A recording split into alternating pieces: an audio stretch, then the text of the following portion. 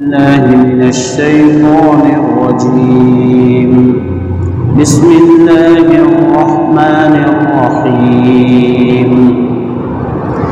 إن الذين كفروا من أهل الكتاب والمشركين في نار جهنم خالدين فيها أولئك هم شر البرية. إن الذين آمنوا وعملوا الصالحات أولئك هم خير البرية جزاؤهم عند ربهم جنات عدن تجري من تحتها الأنهار خالدين فيها أبدا رضي الله عنهم ورضوا عنه ذلك لمن خشي ربه. شروع کرتا ہوں اللہ کے نام سے جو بڑا مہربان نہایت ہی رحم والا ہے. ان الذین کفروا، یقیناً وہ لوگ جنہوں نے کفر کیا، انکار کیا، جو اہل کتاب یعنی یہود اور نصارہ سے اور مشرکین سے، ان کی سزا جہنم کی آگ ہے جس میں وہ ہمیشہ ہمیش رہیں گے. اور یہ مخلوق میں سب سے بدترین اور برے لوگ ہیں. اور وہ لوگ جو ایمان لائے، اچھے کام کیے، یہ مخلوق میں سب سے بہترین لوگ ہیں. ان کا بدلہ ان کے رب کے پاس ہمیشہ کی جنت ہے جس کے نیچے نہریں جاری ہوگی، اور اس میں یہ لوگ ہمیشہ ہمیش رہیں گے. اللہ ان سے راضی ہوا اور یہ اللہ سے راضی ہوں گے. اور یہ بدلہ ان کو اس لیے ملا کہ یہ اپنے رب سے عظمت کے ساتھ، بڑائی کے ساتھ ڈرتے تھے. گزشتہ ہفتے ہم نے دو باتیں سمجھی تھی کہ ان الذین کفروا، کہ کافر کو کافر کیوں کیا کہا جاتا ہے، اور دوسری بات یہ کہ جہنم کے حالات ہم سمجھ رہے تھے کہ جہنم کی سزائیں کیسی کیسی ہیں. ان سزاؤں میں ایک سزا یہ ہے کہ وہاں موت نہیں، لا یقضى علیہم فیموت. دنیا میں جس کا عقیدہ صحیح نہیں ہوتا ہے، وہ کسی چیز سے پریشان ہوتا ہے تو کیا کر لیتا ہے؟ سوسائڈ کر لیتا ہے. ٹرین کے نیچے، رسی پہ، پنکھے پہ چھلانگ لگا کر کیا سے کیا، اور وہ یہ سمجھتا ہے کہ مر جاؤں تو ساری تکلیف ختم. تو وہ ایک شکل نکالتا ہے بچنے کی، حالانکہ وہ شکل بھی صحیح نہیں، لیکن وہ اپنے آپ کو تسلی دیتا ہے کہ ان سارے جھمولے سے بچ جاؤں. تو کہا قیامت کے دن، بلکہ آخرت میں جو جہنم میں آدمی جائے گا، خاص طور پہ کافر لوگ، تو وہاں موت کو موت دے دی جائے گی. حالانکہ وہ موت کو پکاریں گے، لا تدعوا اليوم ثبورا واحدا، کہ تم آج ایک موت نہیں بے شمار موت پکارو تو ابھی تم کو موت آنے والی. کوئی جیل میں ہو، اس کو سخت سزائیں دی جا رہی ہو، اس کی آخری سزا پھانسی، ختم اس کی سزا. لیکن یہاں تو موت کو موت دے دی گئی، تو اس سے سزا بہت سنگین ہو جاتی ہے. موت بھی نہ آوے اور پریشانی جھیلنی پڑے. اللہ ہماری حفاظت فرمائے. اور قرآن کہتا ہے اذا القوا فیہا سمعوا لہا شہیق وہی تفور، کہ اس دن جب جہنمیوں کو جہنم میں ڈالا جائے گا تو جہنم میں آواز ہوگی، خود ان لوگوں کی بھی آواز ہوگی اور جہنم کو غصہ ہوگا تو جہنم بھی آواز کرے گی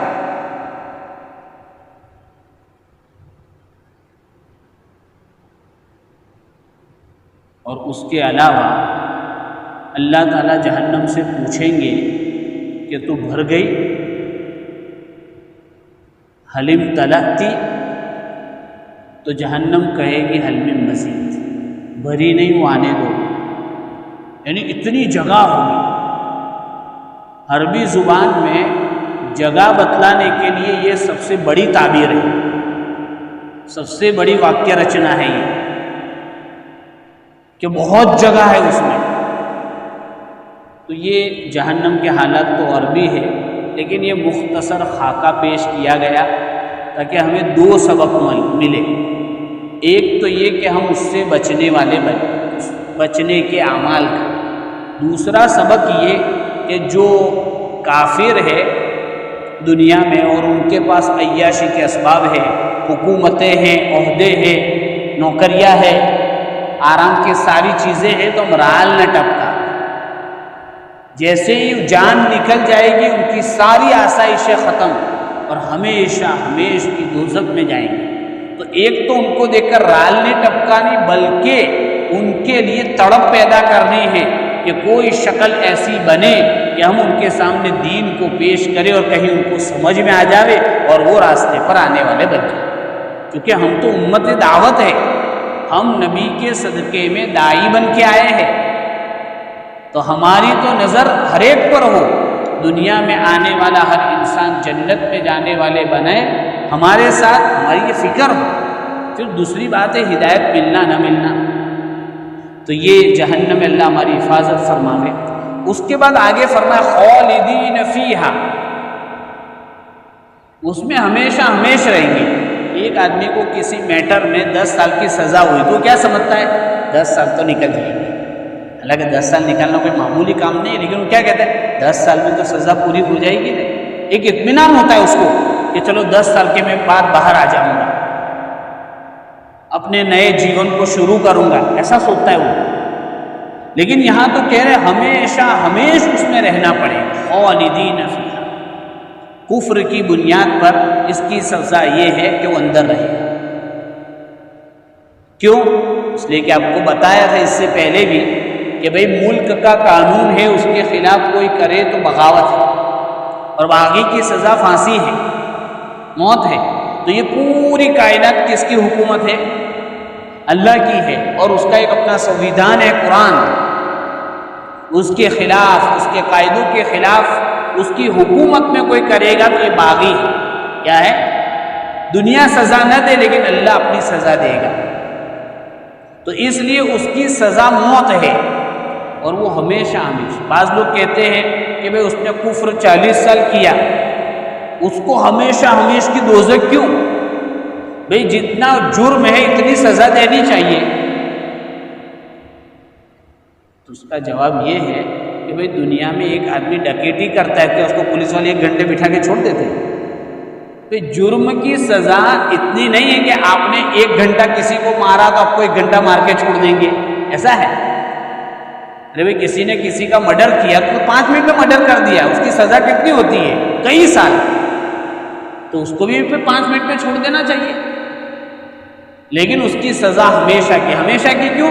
اگرچہ وہ 40 سال میں مر گیا لیکن اس کی نیت تو ہمیشہ کفر کی تھی، تو نیت کا بھی اعتبار ہوتا ہے۔ اس لیے یہ ہمیشہ ہمیشہ دوزخ میں رہیں گے، اور اللہ کہہ رہا ہے سب سے برے لوگ ہیں یہ۔ کیوں برے؟ کہ جس کا کھا رہے، جس کا پی رہے، جس کی دی ہوئی چیزیں استعمال کر رہے اور اسی کے سامنے آنکھیں نکال رہے، اسی کے قاعدوں کو توڑ رہے، تو اس سے برا کوئی نہیں۔ محسن کے احسان کو نہ پہچانے، اس سے بڑا ناشکرا اور برا کوئی نہیں۔ یہ تو ایک بات ہوئی دوزخیوں کے بارے میں۔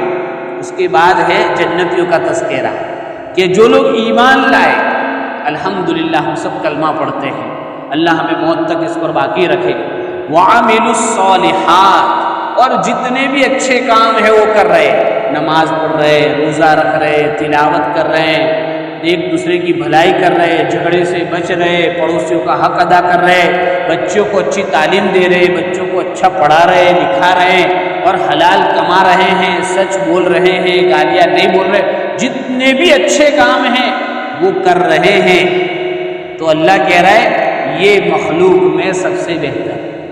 کیوں بہتر ہے؟ مان رہا ہے، باپ کی 4 اولاد میں ایک مان رہا ہے، 3 نہیں مان رہے، تو ماننے والا محبوب ہوتا ہے۔ تو اللہ کی جو مانے گا وہ اللہ کا صرف محبوب نہیں، جو اللہ کا محبوب بن جائے گا وہ ساری کائنات کا محبوب بن جائے گا۔ اس لیے ہم لوگ دیکھتے ہیں کہ جو ہمارے اللہ والے ہوتے ہیں ان سے غیر لوگ بھی محبت کرتے ہیں، خالی مسلمان محبت نہیں کرتے۔ ارے کرتے نہیں کرتے، جتنے بھی ہمارے اولیاء اللہ کا انتقال جب ہوتا ہے تو آپ دیکھیں ان کے جنازے میں غیر کی بڑی تعداد ہوتی ہے، اور ہم سے زیادہ رونے والے وہ ہوتے ہیں۔ ارے ہوتے نہیں ہوتے، کیا ہوا کہ اللہ نے اپنا محبوب بنایا تھا تو وہ سب کا محبوب بن گیا۔ اس لیے لوگوں کی بھی محبت چاہیے تو پہلے کس کی محبت لینی پڑے گی؟ بولو، اللہ کی محبت، تو وہ سب سے اچھا آدمی ہو جائے گا۔ ان کا بدلہ کیا ہے؟ تاکہ ان کا بدلہ ان کے رب کے پاس جنات ہے۔ تو ہم نے دوزخ سنی تو دوزخ سن کے ڈر لگنا چاہیے، لیکن اکیلا ڈر ہوگا تو آدمی میں مایوسی پیدا ہوگی۔ اس لیے قرآن کی بھی ترتیب یہ ہے، دوزخ لاتے تو جنت بھی لاتے ہیں اللہ تعالیٰ۔ تو جنت کا تذکرہ بھی ہم آج سنتے ہیں۔ اللہ تعالیٰ کے رسول صلی اللہ علیہ وسلم نے فرمایا کہ میں نے اپنے نیک بندوں کے لیے ایسی چیزیں تیار کر رکھی ہے مالا عین رأت، کہ آج تک اور قیامت تک کوئی آنکھ نے جو چیز نہیں دیکھی ہے نا وہ ملے گی وہاں۔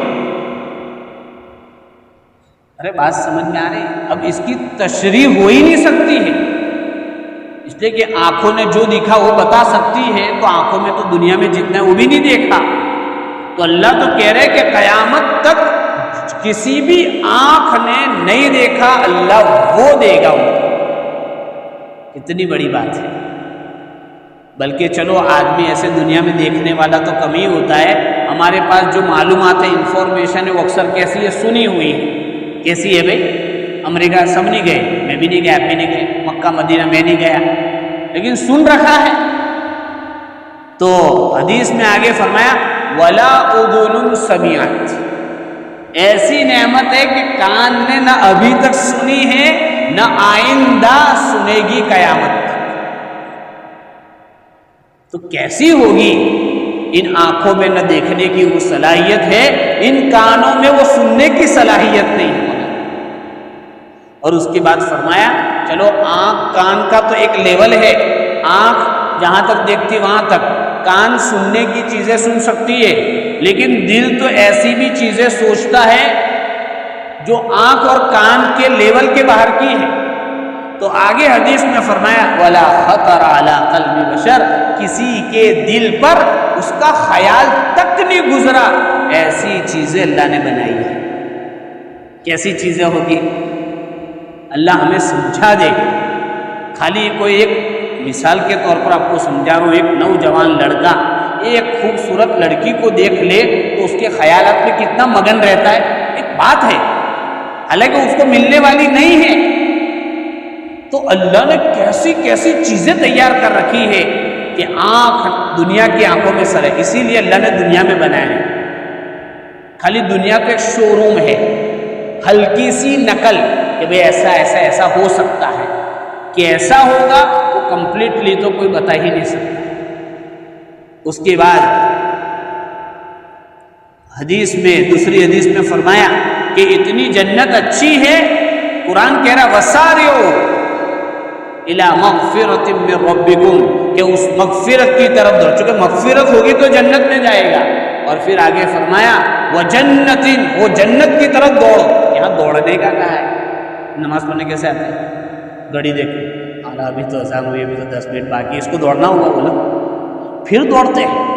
مسجد میں آ کے وضو کیا، امام صاحب رکوع میں گئے تو پھر دوڑتے، کبھی تو گر بھی جاتے ہیں۔ اور یہاں آ کے امام صاحب جو رکوع سے کھڑے ہو گئے تو اندر ہی اندر معلوم نہیں، کچھ لوگ تو کچھ بول بھی دیتے ہوں گے کہ تھوڑا مولانا جھکے رہتے، میری ایک رکعت ہو جاتی نا، نماز کے بعد کھڑا نہ ہونا پڑتا۔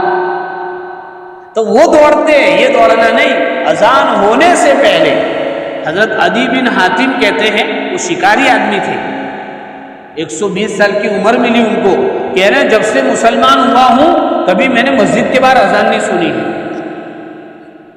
مطلب کیا ہوا بولو؟ اذان سے پہلے آ جاتے تھے، مسجد میں بیٹھ کے اذان سنتے تھے، اللہ کی پکار۔ مسجد میں بیٹھ کے اذان سننے کا مزہ اور ہے، باہر تو اتنے جھمیلے، مسجد میں بیٹھ کے اذان سننے کا مزہ اور ہے۔ سمجھ میں آیا؟ ایک ہوتا ہے قاعدہ اور ایک ہوتا ہے تعلق۔ قاعدہ تو یہ ہے کہ اذان ہوئے تو آ جاؤ، لیکن تعلق کس کو کہتے ہیں؟ پہلے پہنچنے کو کہتے ہیں، اپوائنٹمنٹ سے پہلے ضرورت ہو تو کہا کہ ایسی جنت، کیسی جنت ہے؟ تاکہ جس کی چوڑائی عرض السماوات والارض، اس کی لمبائی تو بیان نہیں کی، اس کی چوڑائی کو وہ سمجھانے کے لیے، چونکہ ہمارے سامنے سب سے بڑی چیز زمین اور آسمان ہے، تو ہم کو سمجھانے کے لیے کہا کہ اس کی چوڑائی یعنی آسمانوں کو ایک ساتھ کر دے، زمینوں کو ایک ساتھ کر دے تو وہ سب ملاوے تو اتنی چوڑی جنت ملے گی۔ اور بعض جگہ پر یہ ہے کہ آخری جنتی جو ہوگا دوزخ میں سے آخری نکلنے والا، اس کو اس دنیا سے 10 گنی بڑی جنت ملے گی۔ آخری جو گھسٹتا لڑکتا پھڑکتا جائے گا، ساری سزا گزرنے کے بعد نکلے گا، اس کے لیے کتنی بڑی جنت؟ اس دنیا سے 10 گنی بڑی جنت معمولی بات نہیں ہے۔ اس کے لیے اگر فجر میں اٹھنا پڑے تو کون سی بات ہو گئی ہے کیا نہیں؟ اچھے کاموں کے لیے تھوڑی دشواری آ جائے تو کون سی بات ہو گئی؟ صحابہ کو یہ بات سمجھ میں بولو آ گئی تھی، اس لیے ان کے وہاں تو ایسا تھا، عشاء کی نماز کا ٹائم ہے، اذان ہوئی، حضور پاک صلی اللہ علیہ وسلم اندر سے تشریف لاتے تو نماز ہوتی، تو کبھی تو اتنے تھکے ہوئے ہوتے تھے صحابہ، کتابوں میں لکھا ہے کہ حضور صلی اللہ علیہ وسلم نماز پڑھنے نکلتے تو دو سب نیند میں ہوتی تھی، اتنے تھکے ہارے لوگ، پھر حضرت آتے تھے، سب چستی میں آتے تھے، پھر نماز ہوتی تھی، لیکن وہ یہ مشقت برداشت کرتے تھے، حالانکہ کھیتی کا کام، جہاد کا کام، یہ کام تھکے ہوئے، لیکن وہ جانتے تھے کہ چونکہ یہ تو معمولی مشقت ہے، نماز کے بعد جو ثواب ملنے والا ہے، اور یہ نماز کے انتظار میں جو بیٹھ رہا ہوں وہ بھی نماز میں ہے، تو میں کیسے چھوڑوں؟ یہ جذبہ تھا ان کا، اللہ ہمیں بھی سمجھا دے۔ پھر ایک حدیث میں آیا ان فی الجنت لشجرۃ، کہ جنت میں ایک درخت ہے، تیز رفتار گھوڑے پر دوڑنے والا، اس کے سائے میں 100 سال دوڑے تو بھی اس کا سایہ ختم نہیں ہو۔ یہ خالی لالی پاپ نہیں، ہمارا ایمان ہے اللہ رسول پر، اور ان کی زبان سے نکلی ہوئی باتیں بالکل حق ہے، سچ ہے، اس میں شک شبے کی کوئی گنجائش۔ ایسا درخت بنایا ہے اللہ نے میرے اور آپ کے لیے انشاءاللہ، ہاں ایسا درخت کہ 500 سال تک اس کا سایہ نہیں ملے گا، سایہ ختم نہیں ہوگا۔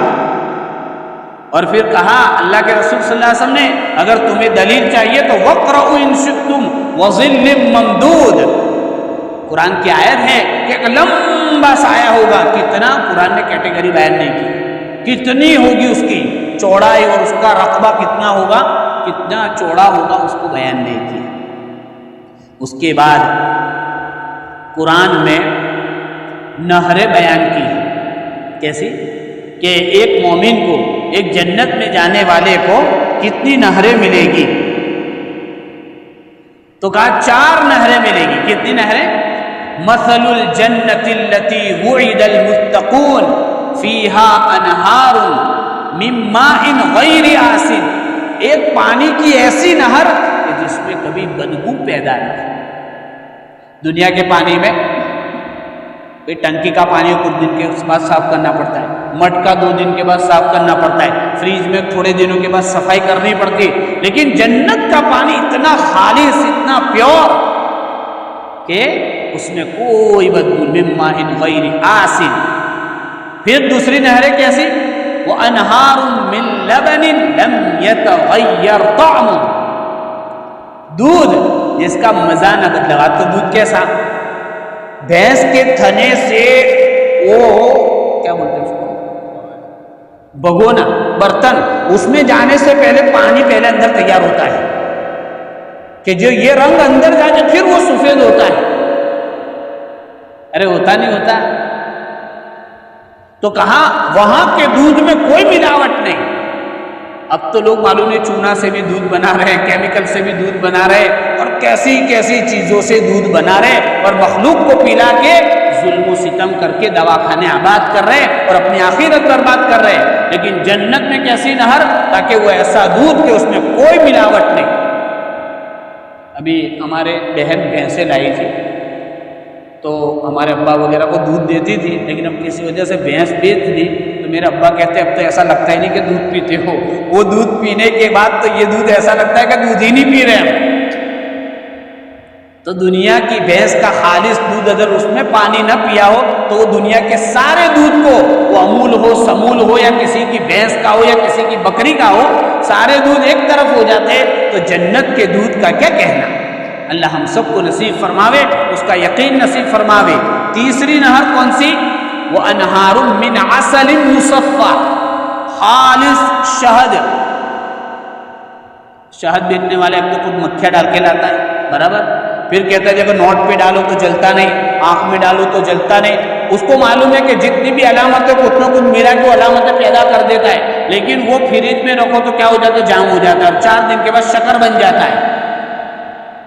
کتنی ہی اس کا فوٹو لے ہوئے تو فوٹو بھی لینے دیتے ہو، لیکن شہد بیچ کے چلے جاتے ہو۔ ایسی ملاوٹ والا وہ میڈیکل میں ملتا ہے، اس میں بھی ملاوٹ، چاہے وہ کتنا ہی پروف اس پر لکھا ہو، لیکن بہرحال ہوتا ہے ملاوٹ والا۔ تو اللہ کہہ رہے خالص شہد پلاؤں گا، وعسل مصفی، اور آخری ہے وانہار من خمر لذۃ للشاربین، اللہ جنت کی شراب پلائے گا اور اس میں مزہ آئے گا پینے والے کو۔ دنیا کا جو دارو ہے نا، اس کا اس کے ساتھ کوئی جوڑ نہیں مولانا، چاہے پوٹلی کا بھی نہیں اور باٹلی کا بھی نہیں، دونوں کا کوئی لینا دینا نہیں جنت کی شراب سے۔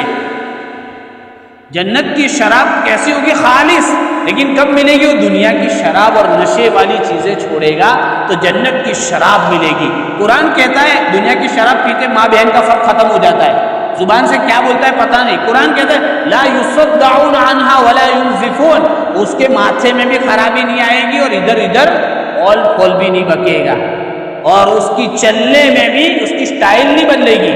ہم تو دیکھتے کہ کوئی آ رہا ہے تو ہم ہی بدل دیتے کہ کہیں ٹکرا نہ جاوے۔ ارے بات سننا، لیکن اللہ ایسے خالص شراب پلائیں گے، اور جنت کی اور بھی نعمتیں ہیں، لیکن آج کے دن اتنا ہی، اتنا شوق لے کر ہم گھر پہ جاوے اور اپنی ماں بہنوں کو بھی سناوے، اپنے دوستوں کو بھی سناوے۔ دیکھو جب جنت کا مزہ اور اس کی چیزیں سمجھ میں آ جائے گی تو انشاءاللہ اعمال میں جو ہلکی پھلکی پریشانی اور مشقت ہوتی ہے وہ جھیلنا بھی آسان ہو جائے گا۔ اللہ تعالیٰ ہم سب کو جنت والا بناوے، جنت کے کام کرنے والا بناوے، دوزخ سے بچاوے۔ وآخر دعوانا ان الحمدللہ رب العالمین۔ سبحان اللہ وبحمدہ، سبحانک اللہم وبحمدک، ونشہد ان لا الہ الا انت نستغفرک ونتوب الیک۔ سبحان ربک۔